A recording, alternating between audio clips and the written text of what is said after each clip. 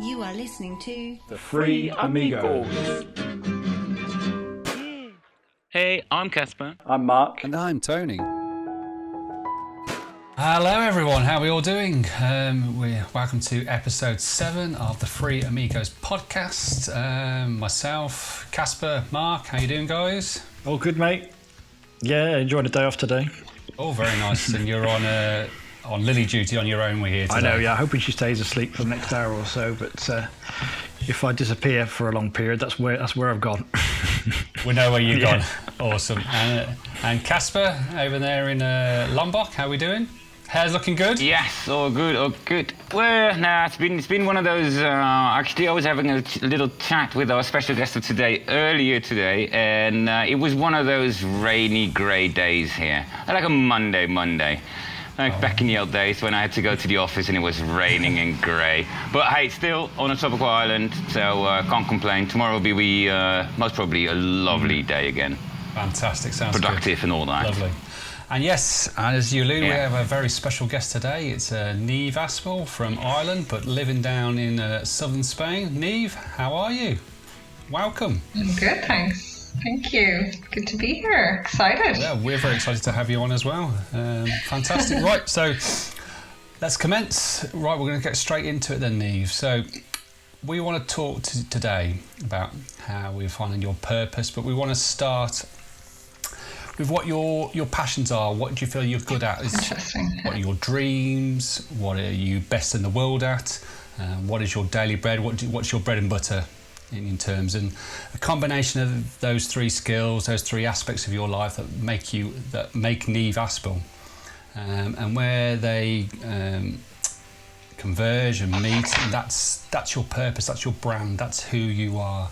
So we would like to talk to you today and get to know you a bit more about you and what makes you up, and because you're very multifaceted, and like you're an accountant by trade, you designed to be a yoga teacher and doing that full time, that's your passion, but then you've got such things like interesting hobbies like kite surfing. It's a very mixed bag. It's like, so just talk to about what your passions are, yeah, how you balance all those interesting hobbies and career.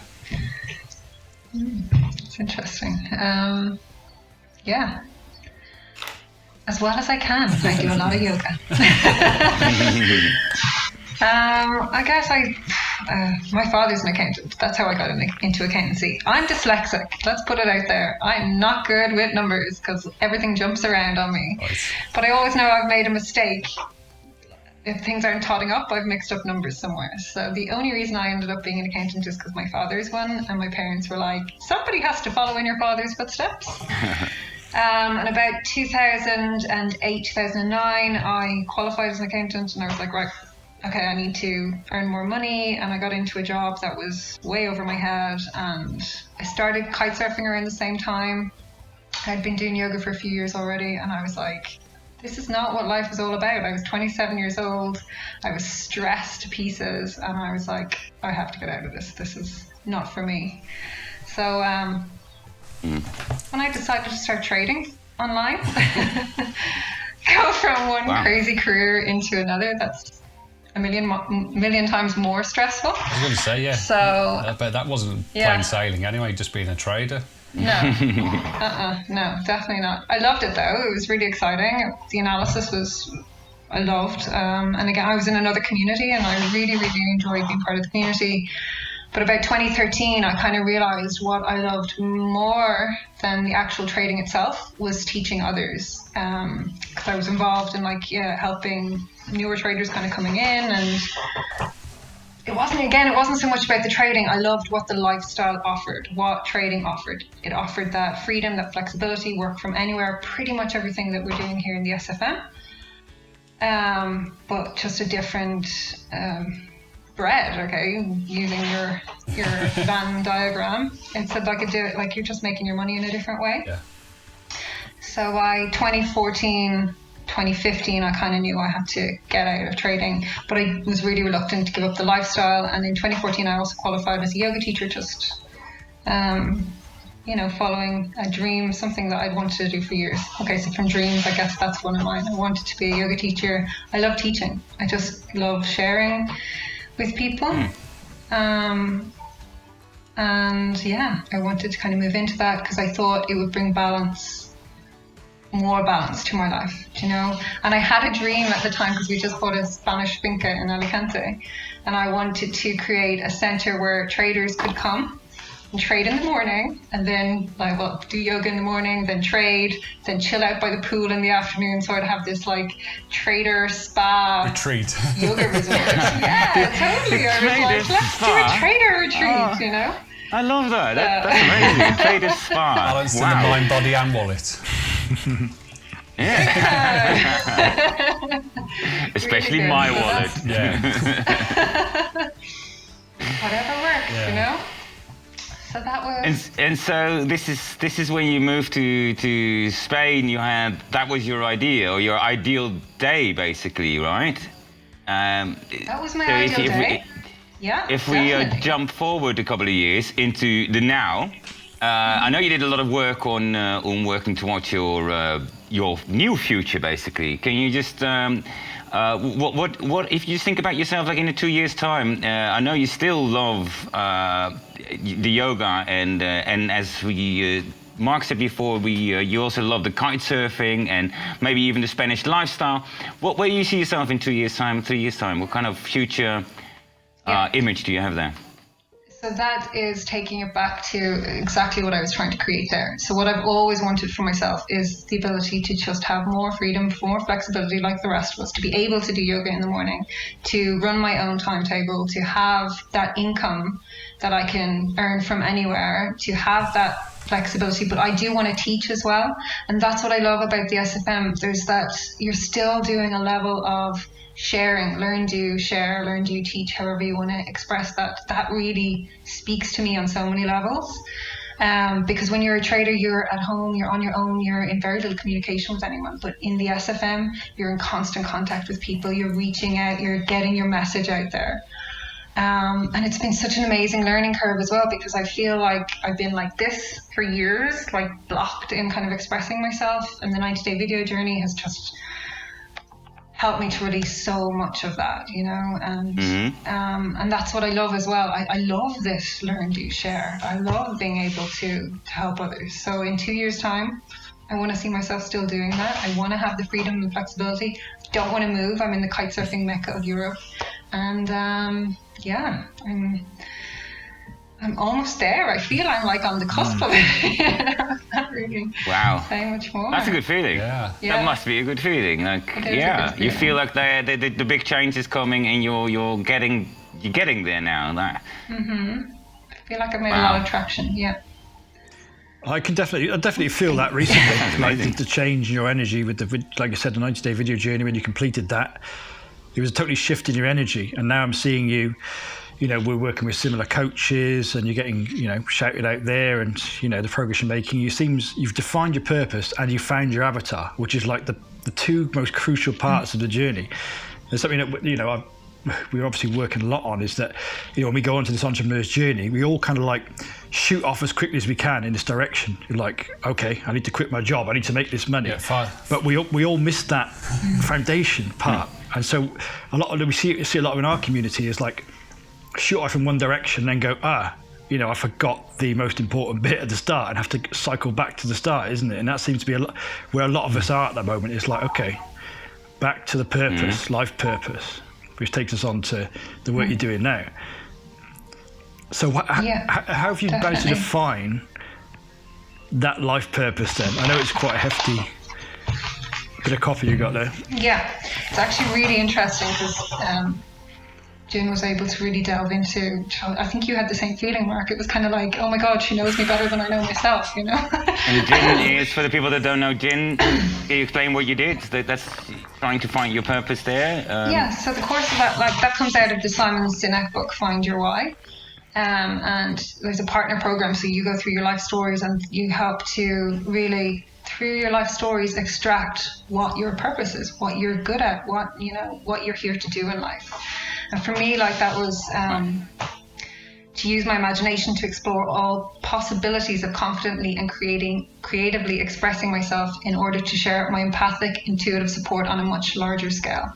so that many more people can experience the power of being able to breathe again. Something I've experienced in my life is the constant, like, when things are going wrong, it's like I can't breathe. And then when I get over that, it's like, that, a real feeling of relief. So to help others do that in a way that they feel guided and supported, and that they have all the tools they need to consciously co-create the biggest adventures of their life. And that's it, That, for me, means Beautiful. so much. Sounds noble as well. It sounds you as well, like really you. And like you said, that teaching bit and combining that with your own experience of feeling choked or, we just said for people to be able to breathe again. Now that's, so you can do that from out of passion because you know how it is to not have that feeling, right? Yeah, exactly that. And I think it's so interesting as well because I have my avatar very defined, but I see so many areas where this mission statement can infiltrate into now. Like I'm just being made redundant, How many people are in my position who are like, oh, shit, what am I going to do? Sorry, I'm cursing a bit. But that feeling of like they're choking, they're drowning, and don't know a way to move forward, to be able to provide them with the tools, the resources, the support they need to come through that phase. Another thing is like I'm big into obviously not just yogipreneurs or yoga teachers, but spiritual entrepreneurs. How many spiritual people out there who can't get their gifts out? Like one of my friends is a healer. She's so gifted, but she barely has a website, has no idea about social media, could just so do with all the tools and resources that we are working with, would catapult her forward in her business, Like to be able to, and I know at times she feels choked because she can't get maybe enough clients or, she's not maybe making enough money. But with the right tools and resources, that could be a completely different ballgame for her, That's the way, because that's what will be my next question. Of course, it's a really noble saying to say, I'm gonna help people to breathe again, but how? And so that's mainly by helping them, creating an online platform. I don't want to fill it in for you, so... Yeah, I think so. Well, in the present moment, absolutely, I feel quite aligned with what the SFM are doing. It makes sense to me, and it really brings me back to what the realizations I had in 2013 when I was trading, and I was like, I think I'm more aligned with the idea and the concept of giving people the tool. Like, that expression, give a man a fish, feed him for a day, teach a man to fish, feed him for a lifetime. Like that. Empower him. I love that saying. That's exactly, you can give somebody so much if you give them the tools and resources to create their dream life. And I've managed to manifest quite a lot of things in my life, and I use affirmations, and I've done all that stuff that a lot of people might think is very woo-woo, but it's worked for me. But to have that and then some physical resources and ways to build a business, so you have a little bit of woo-woo and a little bit of real, It's that balance again, isn't it? I think that's that mix. Yeah, exactly. So yeah. But how do you think? Because what we started off, or what Tony started off with, is that Venn diagram, that triangle of dreams and purpose, but also what you're really good at. Well, it's quite obvious that you're really good at like empowering people, because when you talk like this, you got so much energy going. Yeah, that's. And if you just can bring that energy, transfer that to someone else, that will work per definition. But daily bread, then. So. How are you going to make? It doesn't even have to be a business, but how are you going to provide yourself? Do you have a business plan there? Your income? How are you going to create daily bread with that? Well, the idea is to go down the affiliate path for the foreseeable, anyway. But like, I think I have to be open-minded as well. I will work at this full time, but I'm not opposed to going back to work if I need to. When I started with the SFM, I didn't want to have. And this brings me back to the mission statement. I didn't want to be in a position where again I felt choked, that I couldn't breathe because I didn't have financial resources to keep going with what I'm doing. So I have no problems. I have no problems doing what I need to do to move forward. And if that means going back to work in the interim until I have this business up and running, then I'm happy to do that. Yeah. So yeah, just want to go into just back a bit there into, because obviously you had this kind of, it sounds like you had quite a nice balance going with the trading and the yoga. So you've got the spiritual and the financial balance. So you've got the money to support yourself, and you're working on yourself spiritually and helping people that way. So what was it then? Because I know you kind of lost that balance at some point. Did you decide to go all in with the spiritual side, and so you lost that financial balance? Is that what happened at that stage of the journey? I got depression. Okay. So I had a serious bout of depression for about 6 months, and I couldn't trade. And you know what, I just done my first yoga teacher training, and everybody was like, oh, it's dark night of the soul, because you've done your yoga teacher training. Maybe it was, I don't know, it was awful anyway. And yeah, things went really, like, I couldn't trade, and we were getting married as well. We were renovating a house. It's just a lot going on, and I just wasn't mentally in a good place at all. So can you put that down to anything, or did something happen at that point, or is it just a case of the work was just overwhelming you stress-wise? Yeah, I had a lot of stress. Like, obviously really. I carried a lot of guilt, I think. So yeah, guilt coupled with stress, coupled with not being able to work, moving into a new house, lots of things happening, kind of spiraling. Wasn't too happy in the place that we were moving into. My husband was away for about 3 months, so I was on my own, or it was just like, oh. Downward but spiral. you know what, I just done my first yoga teacher training, so I kind of threw myself more into doing yoga then, and yeah, I really threw myself into my practice, and then kind of phased out of trading, and then phased more into yoga, and I was teaching yoga full time by 2016, 2017. And then in 2018, like, I kind of was like, oh, do you know what, I just need to make money. I think because I've had careers where I've always had money and made money, to go into a career where that's so satisfying, like on so many levels. It's so good. It's such a good, I love teaching, like, and I love teaching yoga, and I always feel so energized after it, but my bank account wasn't balancing that. So I think I explained on the maths call that we had, 2 Christmases in a row, I couldn't buy myself a pair of jeans, and I was like, this is not living. This is not what life is about, you know. I want to be able to feel balanced in a way that my job satisfies me, and also I have enough money to buy the things that I need. You don't want to survive, you want to thrive, don't you? Yep. You've seen my website, right? You've seen my website. It's all back to the balance, like you're saying, isn't it? It's you'd found that happy place, you're fulfilled in your yoga teaching, but then obviously the finances starting to tip that balance over the other side again, and unless it's in perfect balance, you're never going to be happy, you're never going to be fully fulfilled, are you? Because you always, as much as you enjoy your teaching and your yoga, if you've got that constant worry at the back of your mind that how am I going to pay the bills, I can't afford to buy just a pair of bloody jeans, you know what I mean? It's just simple everyday items. You're never going to be able to fully concentrate all your energies into your practice, because you've got like something's nagging in the back of your head all the time, and it just causes anxiety, can cause stress, and that's, like you said, you hit that stage of depression. You obviously had a lot going on in your life, but you're never going to be on the right path, are you, unless you readdress that imbalance that you had. Yeah, that's it. Hitting the nail on the head. Yeah, well, one of the interesting things that you say there is what I was just thinking about this last couple of weeks, basically, is how I find it so fascinating that when I got into depression, and you're saying the same thing, is that the first thing that dropped, the first thing that fell away was being able to work.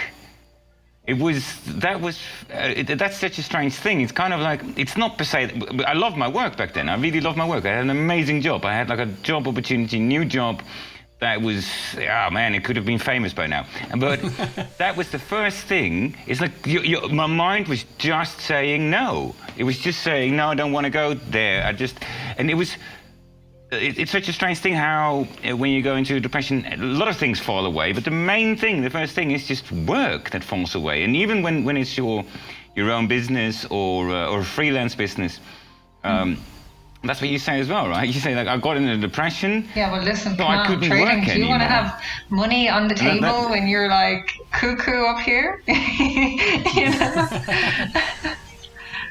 Well, yeah, that's the one thing that you want to have then, actually. I mean, if you feel depressed, but let's say, so you're depressed, but I'll give you $1 million.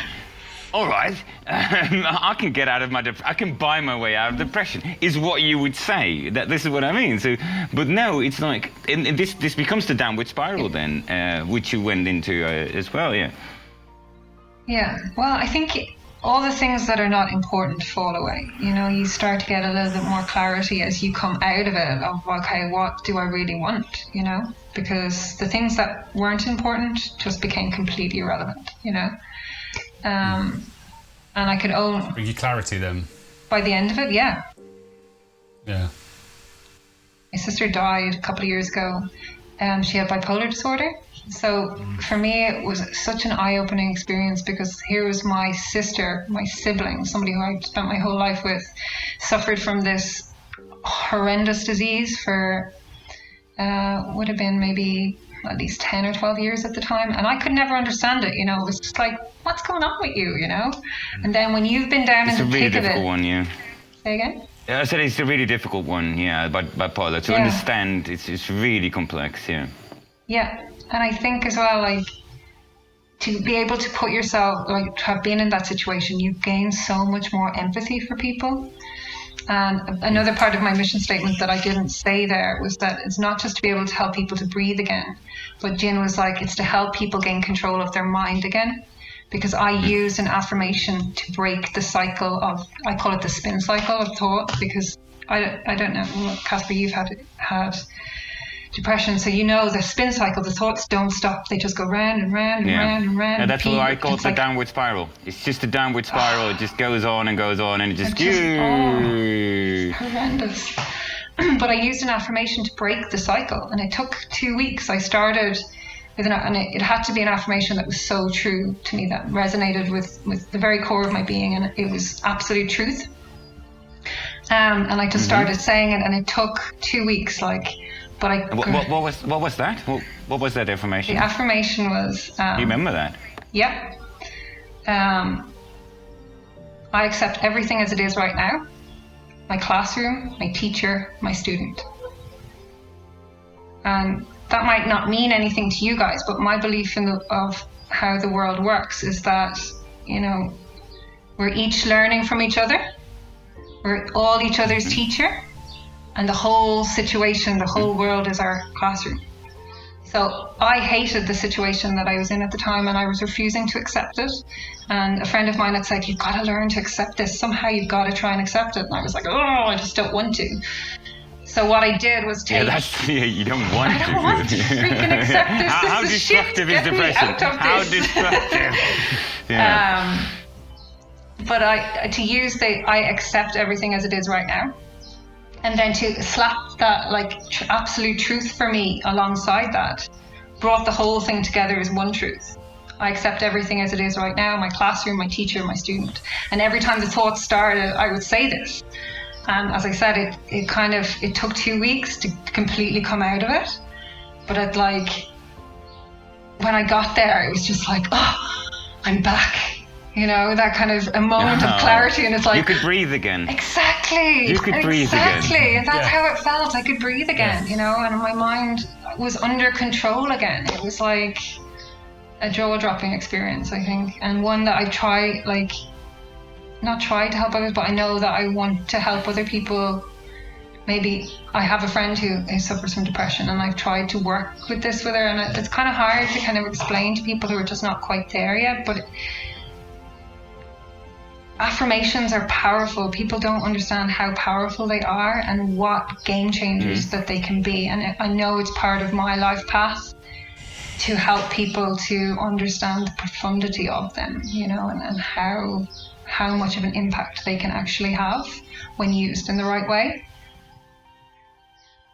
This is something that I'm I've done the same exercise as you, and my life purpose has come out, I suppose, in a similar way, but targeting men's mental health in particular, because a bit of a theme that's developed with this pod, kind of unconsciously, is this mental illness theme, and we've all talked about it, anxiety, depression, and indeed, I think it's going to be a theme with a lot of our guests as well, because I think it's actually, and you talked about dark night of the soul, this is something I've talked about on the pod before, and something that's quite a common phrase in the spiritual community. I see it as an essential path on the journey, really. It's like a death of the old you and this rebirth of the new person, an ego death, and the real you breaking through. But the mind takes the toll of that. The mind takes the pain and breaks down and reforms. I think for a lot of people, unfortunately, they don't survive that. They might. It's a mental death that's going on, but they might not get through it. But if you can, it's like shedding a layer of skin. It's like a snake shedding a layer of skin. You come through as a new person. So, and I don't think it's a coincidence that we've all had that before. Before we found mentors, on this journey, like just before. It might be a coincidence, but up until now, that every podcast that we had with everyone, it came to that same topic. Yeah. So breakdown. A common denominator. Yeah. Maybe one day we'll go like someone will go like, I have no clue what you guys are talking about. Maybe one day, but maybe it is. There's something profound in there, indeed. Yeah. It's like hitting a wall, isn't it? It's like, I can't do this anymore. Yeah. And it just like, and then you have to change. Otherwise, because as we said before on the path, so many people go through life just doing the same thing. And because they never hit that wall, they only wake up when it's all over. I've blown that. And I know people in my family who've done that, like got in their 70s, 80s and gone, oh, I didn't make the most of that. It's like, then they've hit the wall. Yeah. It's too late. And we've all said, exactly. We've said previously, and I'm sure Niamh will agree that we're quite grateful that we've hit those walls now in our middle part of our lives, that we've hit half time, but we've still got the second half of our lives to go and make a difference and make a change. We haven't waited till we're 60, 70, 80 years old and thinking, oh shit, where's my life gone? What have I done with it? It's too late now. We've still got plenty of time left to make a change and get over that wall. Because I say people just hit the wall and stop. It's too hard. But sometimes you've got to find a way. You've got to adapt. You've got to change. You've got to get over that hurdle and get on with the rest of your life. Don't you love that expression that you don't want to die with your music still in you? Like, you just don't want to get to that stage. So many people used to do like, that. Oh.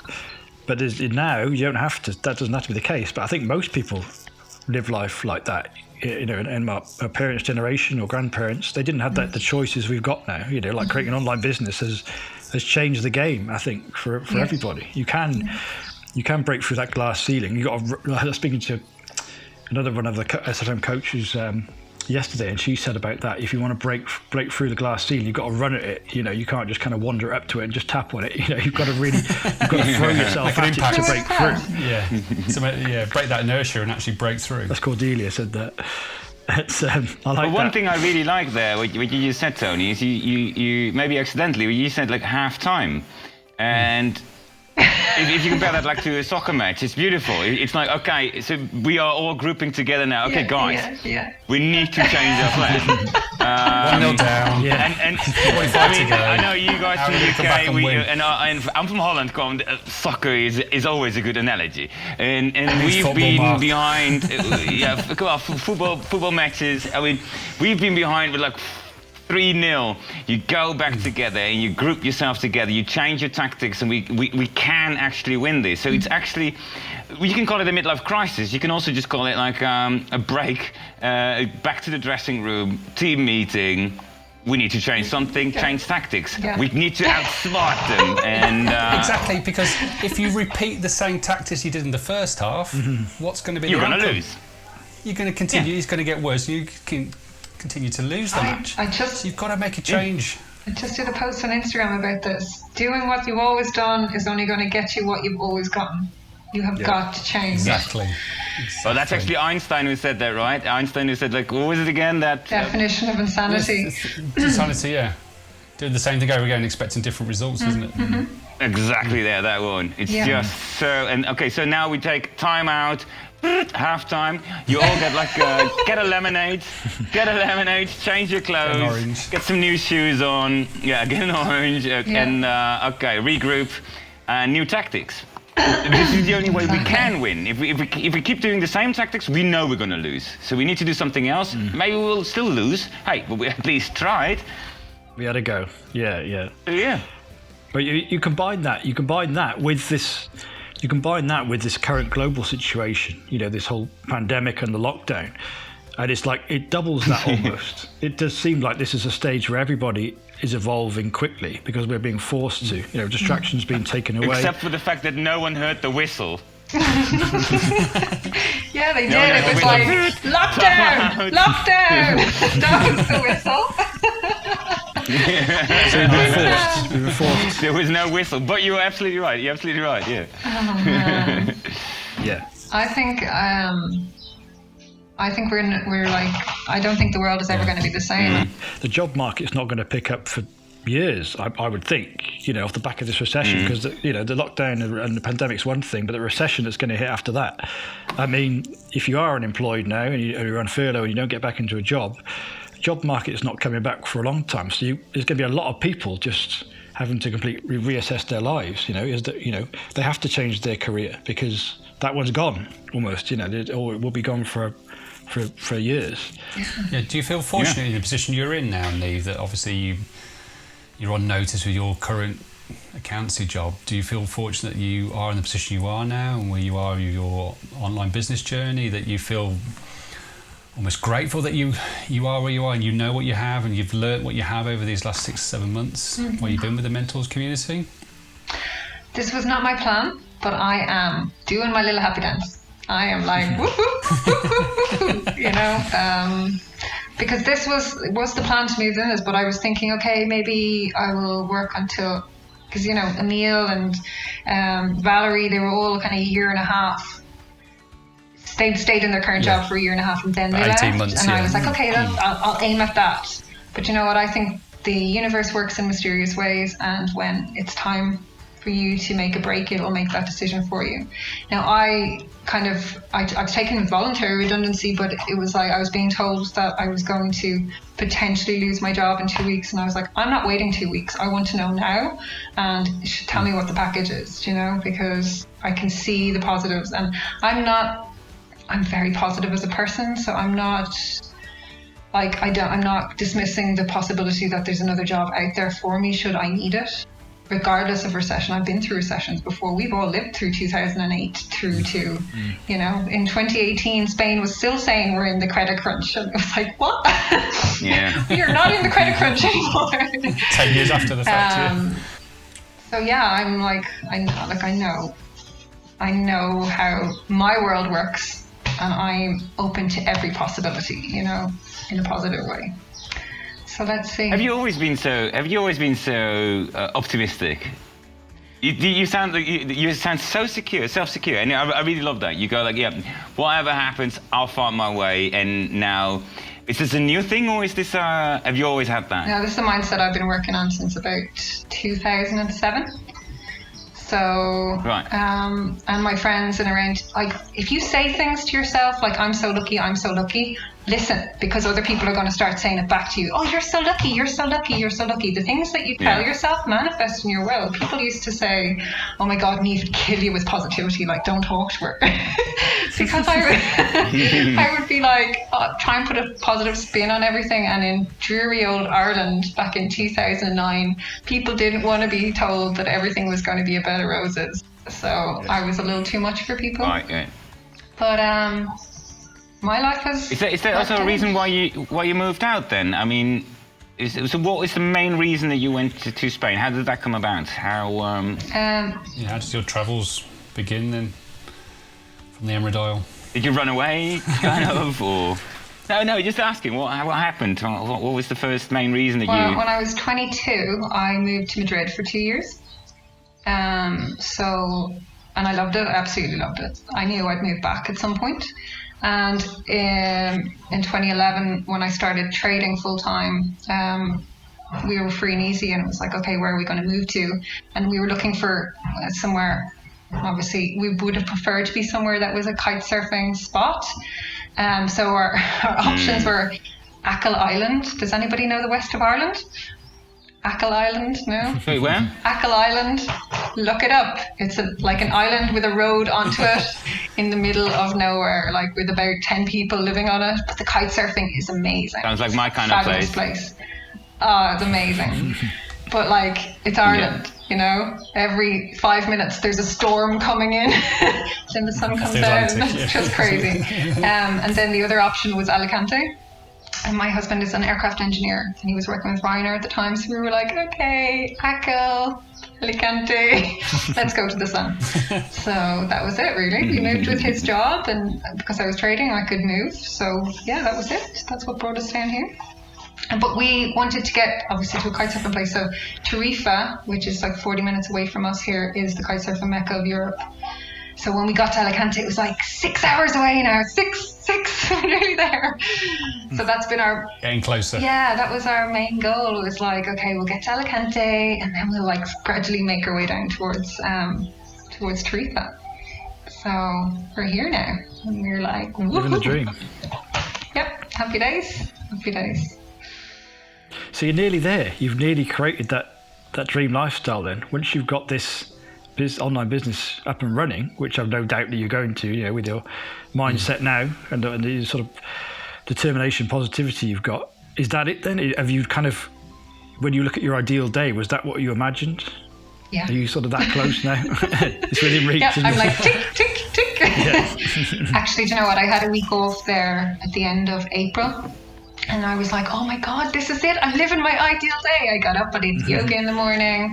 I did about 4 hours of SFM stuff, which I really enjoy doing. I was doing my little videos for the 90-day video journey. And then I was chilling out by the pool. The only thing was that like we couldn't go to the beach or kite surfing because of lockdown. But I was like, this is it, you know. That will come.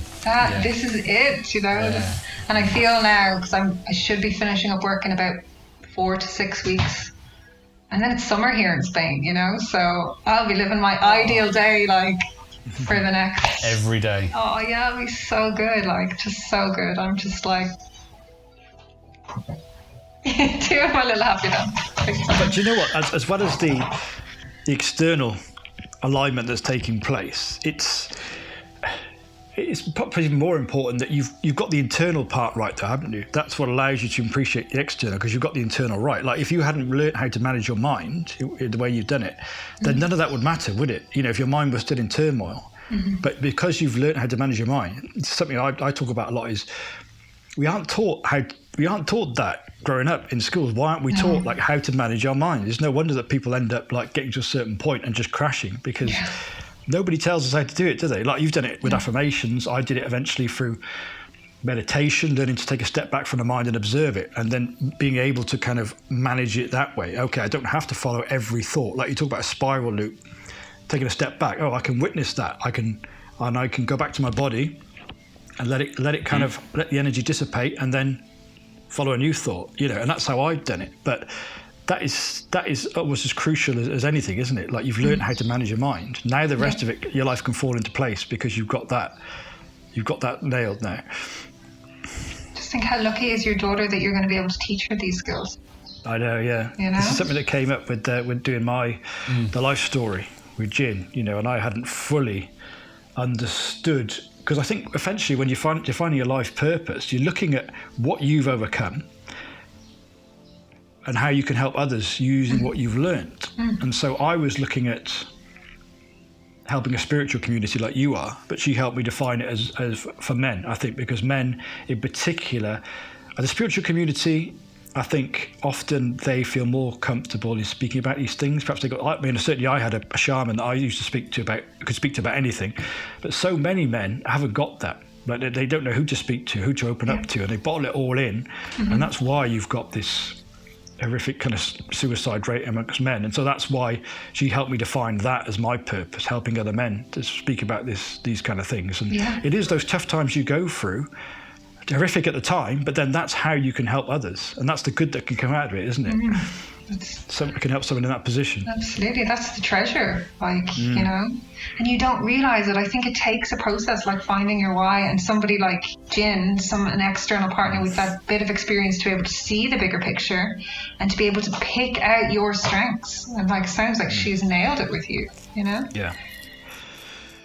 Yeah, it's been crucial. And that brings us back to the start, really. It's like, you know, anyone who's sort of starting out on this entrepreneurial journey, it is tempting to just kind of go off with that kind of, you know, making money mindset, try to get rich quick, or whatever it is, you know, in order to create that freedom that you're looking for in your life. Trap, isn't it? Yeah.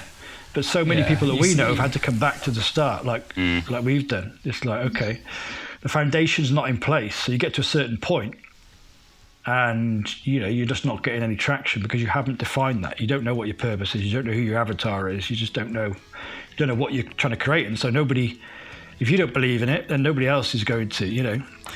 And so it's crucial at the start of the journey. Well, I think, yeah, I totally agree there. I didn't probably appreciate the holisticness of what the SFM tried to teach you throughout, where you go, they break it up into the modules until you get to the end. There was module 5, there's now 7. They've expanded it recently in the mentors community for the affiliate training.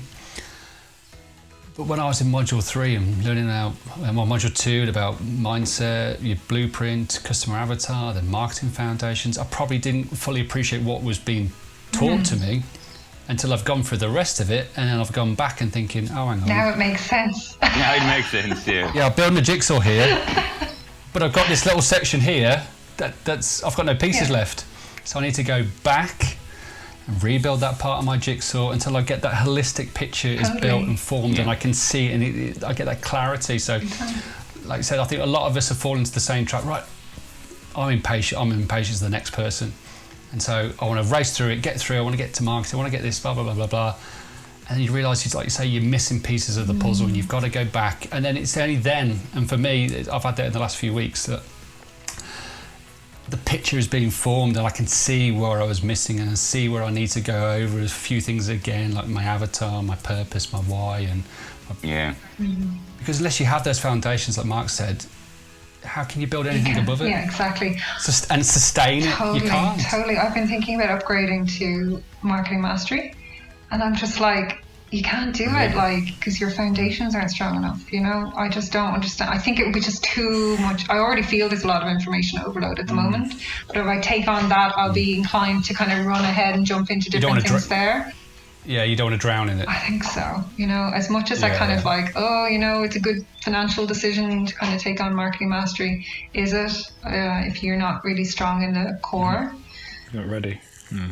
That can come. Once you've got your marketing foundations, like I said, you've built those fundamental foundations of your business, which is, why are you doing it? Who are you doing it for? Because as Simon Sinek says repeatedly in his book, Start With Why, people don't care what you do, they care why you do it.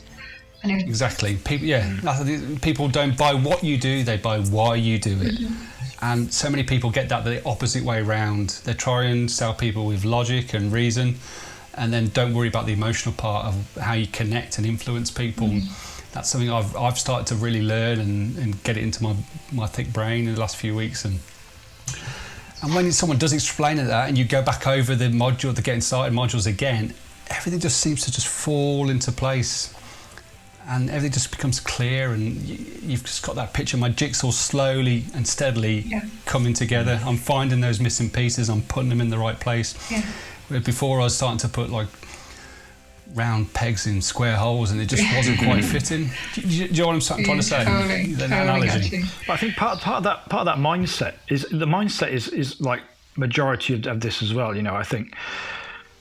Two things that I constantly have to remind myself is patience and this consistency. You know, so often I find myself, particularly in the evenings, thinking, this isn't happening here as I'm hoping it's going to happen. It's not happening very quickly. I don't feel as if I'm really getting anywhere. And there's like a part of you that's like, should I just give up? But you've just got to I think the mindset required is just every time you kind of meet that resistance, You just keep walking. It's just like, it doesn't matter how slowly you go, just keep walking. Even if you can't see which way you're going and it's like fog, you just keep walking. And eventually, it'll clear. Like they say earlier, like Stuart says, it's like just, if you can just see a few steps ahead, you don't need to see the top of the mountain, just keep walking. I think that is almost like the most crucial part. You have to have that mindset to just keep going, even if you don't know where you're going. Yeah. The way's not clear. It's that consistency, isn't it? Every day, do something. The way you say now, I love that, because if you say, okay, so when you're on like flat ground and it's mist and foggy, it's quite hard. But if you're climbing a mountain and you know you're climbing a mountain because you work hard, right? And so there must be a top. There must be something after a couple of steps or a couple of days or months, but you're climbing. So you're going to reach the summit, aren't you? Whatever happens, you're climbing, you're growing. And even if there's maybe there's an endless ladder to the moon, nobody knows, but you're still climbing, you're still growing. And that's just a beautiful feeling. And also I think that's the beauty of the beautiful feeling that you need to feel. Like not knowing where, like when you climb every day and you get that feeling when you go to bed at the end of the day, you go like, this morning I woke up and I didn't feel right. Where am I going? I don't know what I'm doing. But I've done stuff and I'm still climbing. I'm almost going like, I don't even want to reach the top. Because I start to feel so much better about myself. I love this journey. And I don't want to have that moment like, ta-da, that was the top. Oh, from here it's all downhill again, like the rest of my life. Well, that's where so many people. You see a lot of like famous and successful people. That happens to them, doesn't it? They get to the top. Lonely at the top. Lonely at the top is seriously a thing. You don't want to get there. You hear it with these top coaches, like Justin, who was obviously at the top of the tree. He got there, made all the money, he got to the top and was like, oh, this isn't what I thought it would be like. I thought this was meant to be. First of all, you're alone. Peace. Because everyone gave up before. And there you are. And now what? Now what? Where to go from here? Well, go downhill and find a bigger mountain. So, that's it. But that's it. Mark, going back to what you were asking me there earlier, what's next? If you get your marketing business going, you've ticked all the boxes. We can't give ourselves these glass ceilings. God knows what's going to be next on the horizon, I think. Well, if you go into, I look at it in a spiritual way, in that, there's always another glass ceiling to break to, yes, but what is the underlying reason for that? And you're a yogi. And the whole point of yoga is union, isn't it? That's what this word means, union with the universe or God or whatever you want to term it.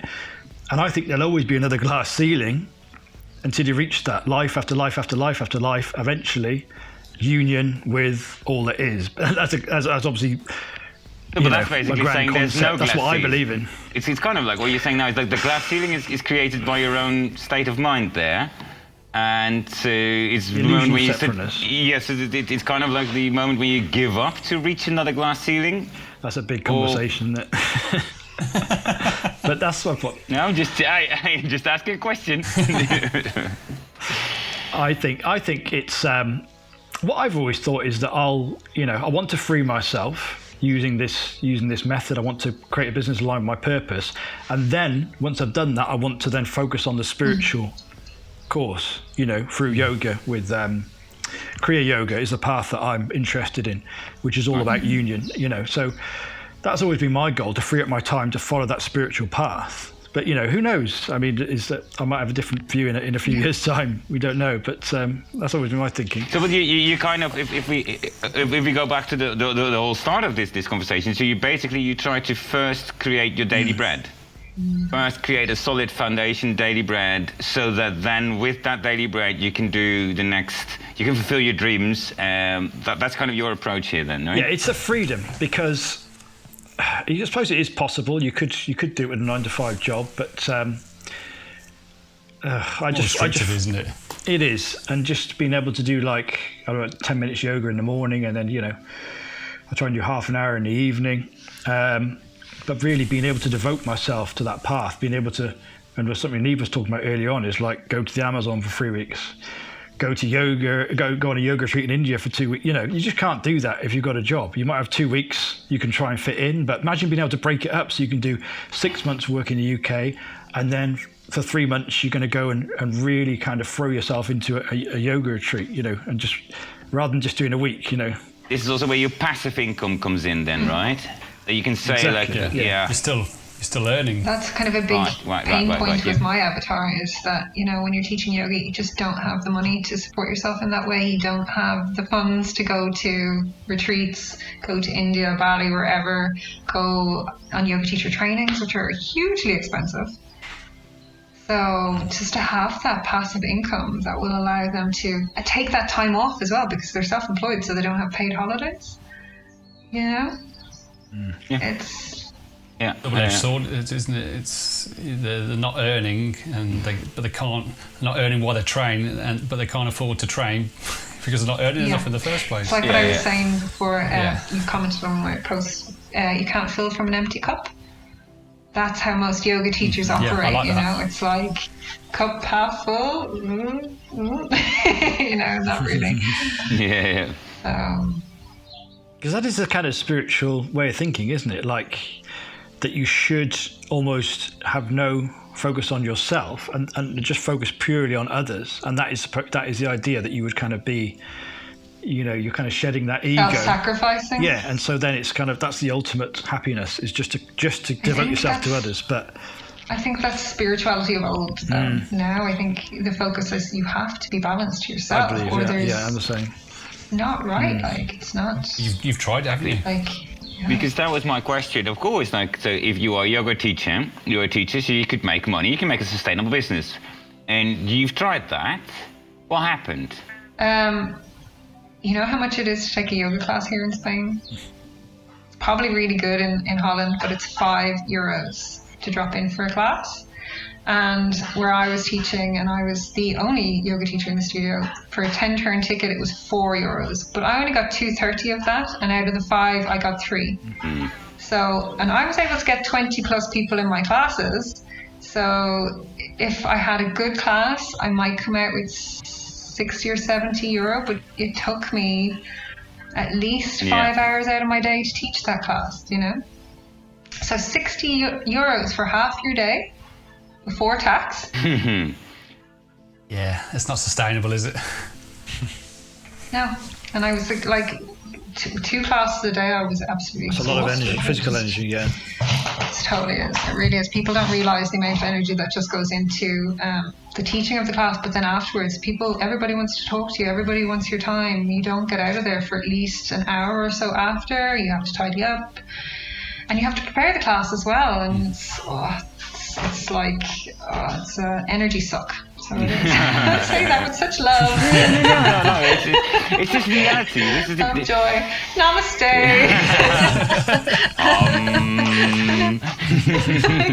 No, but that's the beauty of it. That's the beauty of it.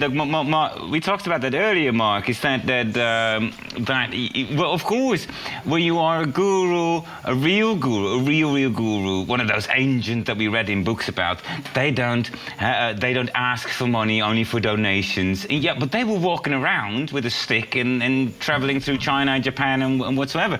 So they could, but nowadays you do need money. So it was not a sustainable business that you could create there. Although you would like to give that freedom and information, because it's the right information that you're giving here. I mean, yoga is, of course, a spiritual thing, and that you want to share and you want everyone to know, but you can't give it away for free, which is just such a conundrum there. What's even worse these days is that it's not just a spiritual practice. You're working with people's bodies. You have to have doctors like knowledge on muscles, bones, everything else, and people come to you and ask you for advice like they're your doctor. People would come to me before going to see their doctor. Do you think I should go see my doctor about this? These are my symptoms, X, Y, and Z. And I would have to take care of them in the class as well. They'd have to, and where we lived as well was the demographic was retirement age. So I had people between the ages of 40 and 80 in my classes. Wow. So you manage like 20 to 30 bodies of all varying sizes, ages. Diseases. It's a skill in itself. So yeah, it's great. You are definitely sharing the spiritual side, but in the 21st century, you have got to have a really good anatomy knowledge as well. So, I mean, doctors are paid a hell of a lot, pharmacists are paid a hell of a lot, physios are paid a hell of a lot. You know, there's no balance in that. So that's my 2 cents. Niamh, what are your thoughts about? Because one thing my yoga teacher had before the lockdown is I used to have weekly classes at my office in the gym there.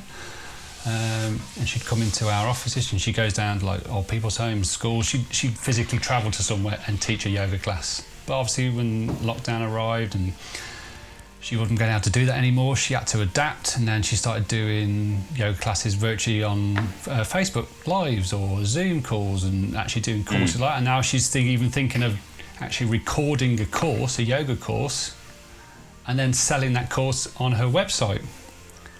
So lockdown has taught her how to adapt and survive, and actually, if anything, move her business forward more so that she can leverage her skills, her teachings, and actually work smarter and not harder. Is that something you're considering, perhaps? Not personally, but I do think that yoga will go online. I probably will record some classes and maybe have them up on YouTube at some stage, but this is where the gap in the market is. I don't think I want to really go back to teaching yoga now. I want to be the person that helps the yoga teachers go from, okay, you're now on Zoom, what next? Where's your website? Where's your marketing? Are you on Instagram? Are you doing lives? Are you equipped to now sufficiently move your business forward, do you know? Because I think there's a huge gap there, because all teachers have had to move their classes online. Now the market is online. Do they have the skills to meet the market? I don't think so. You can have a big niche there, aren't you, I imagine? I think so. Depends how I market myself. The thing is, it all depends on how I market myself. But this is what I'm thinking is the way forward for me. If I go back to teaching classes, I would like them to be here in my hometown. I'd like to only do maximum 4 a week. I like that personal touch, but I don't want to teach yoga full time. I want to have freedom. I want to have flexibility. I don't want to be stuck to a rigid schedule. It kind of contradicts what I really want for my life, which is freedom, flexibility, and the ability to just, work from anywhere. A choice, isn't it? Like, that's the thing with me. I'm a graphic designer, and I love graphic design, but I want to work on projects. If I'm going to do graphic design, projects that I really believe in, not just like big corporates. I want to be able to help. Perhaps it is entrepreneurs or small businesses that I really conscious businesses that I really align with what they're doing, and work for them, rather than just having to work for these big multinational corporates who, for a wage to pay bills. It's that choice, isn't it? Okay, I work on projects that I want to work on. But that's a perfect explanation of what we started off again, with like the Venn diagram. Sorry to get it back there, but that's a perfect explanation where you say, I'm a really good designer, so I'm going to use my skills, my design skills. And then I've got dreams, and not just, it can be dreams or just even, how would you call that, like moral standards in this case. I only want to work for good companies, the green companies, whatsoever. And that's how I'm going to make some money. That's a perfect balance of using those three together. I think that that's what I'm looking at. But, this whole journey, I think I said to Tony the other day, it's like imagining that ideal day. And, What is your ideal day, Mark? Ooh, counter interview. Ding, ding, ding, ding, ding, ding, ding. My ideal day. Well, it's being with my family, working from home, having been able to kind of practice meditation and yoga for as long as I want in the morning, spending time with family, that's key. As long as you want, not like, shit, I have to get in the shower and go to work. And just having like a separate, an outhouse that I can go to, that's my office, where I can, with the podcast equipment, I can record the pod and do my work during the day. And as I said, it's projects I'm working on for conscious companies that I'm really passionate about. And then, if I extend it beyond the ideal day, it's about then going, okay, I'm going to spend 3 weeks in Australia and work where my sister lives, and then I'm going to go into the Amazon for 2 weeks, and I'm going to just kind of reconnect and recharge with nature, because that's something we talked about on the poddies before, is this kind of disconnect with nature that I think is a big part of mental health problems now. I think human beings aren't necessarily designed for the lives that we're living at the moment, in these kind of artificially constructed environments, offices and cities and towns, and there's no emphasis really on spiritual development so much really in the Western world. And I think that's a big part of why mental health is such a big issue. We've lost connection to ourselves, to our souls, to the earth. And so for me, it's about rebuilding that and spreading the word, really, I suppose. And that's what I think that's really where this life purpose work that I've done is kind of still forming, I think, but working on my life's purpose. I think you could put it, if you could narrow it down, that's what it would be, rather than all these other distractions that come along in life. Yeah. Beautiful, mate. Yeah, definitely. So, there we go, guys. I've got to wake my daughter up. I love awesome. That's a good story to end up. Yeah, I really love that. Amazing conversations again, and I think we really milked down that Venn diagram, as in, those dreams, it's all about that, right? So what are you good at? What are your passions? What are your dreams? And how to make money with it? And we actually got quite a lot further than just those three. As in what you said, Niamh, as well, is that you don't even think in those three. You just go, oh, this is what I want to do. This is kind of my life purpose. And it's maybe not even your purpose, but it's what I want my purpose to be. And that's what I'm going to do. It's creating your purpose. And I think that's a fascinating thing for me. This is just the last thing I'm going to say there is that when I was traveling, I have a lot of stories about, the universe will show you the way. And yes, it's really hard when you grow up into a Western world to let the universe guide you.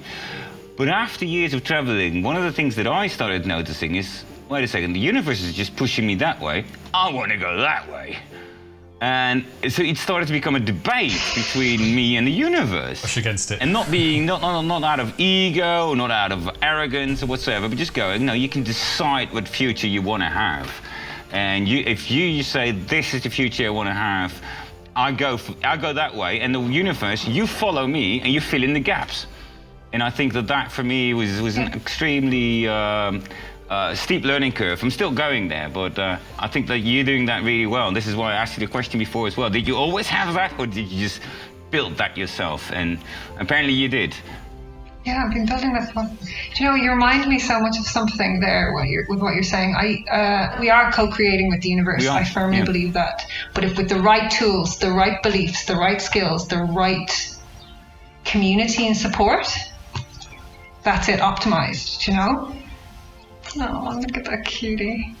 Oh, we got a new member on the podcast there. She's so cute. Here we are. She's up. La Nina. She can't see anything but her hair, but she's up. I just woke up, look. He's the crazy Dutch man.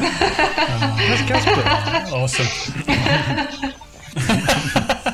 Uncle Casper. Yeah, awesome. Niamh, namaste. Thank you ever so much for joining us today. It's been fascinating talking to you, getting to know more about you, all about your history, your purpose, and so thank you ever so much for taking the time out today and joining us today. We really appreciate you. Guys, thank you. It's been an absolute pleasure, and thanks for letting me come on. Well, hopefully we'll have you back on in a few months when you're zooming around the internet with your marketing and your business, and see how we go.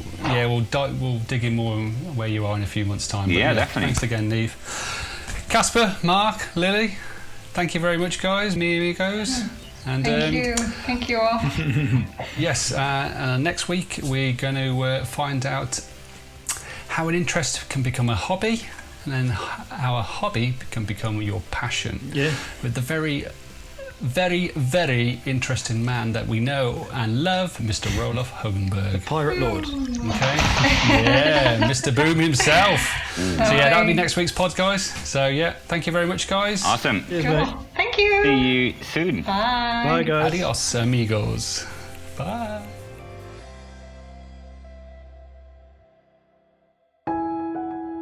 You have been listening to Free Amigos.